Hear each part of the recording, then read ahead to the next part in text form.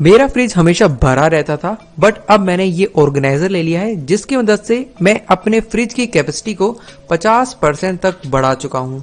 यहाँ पर स्पेस के मामले में अब मेरे फ्रिज में काफी सामान आ जाता है।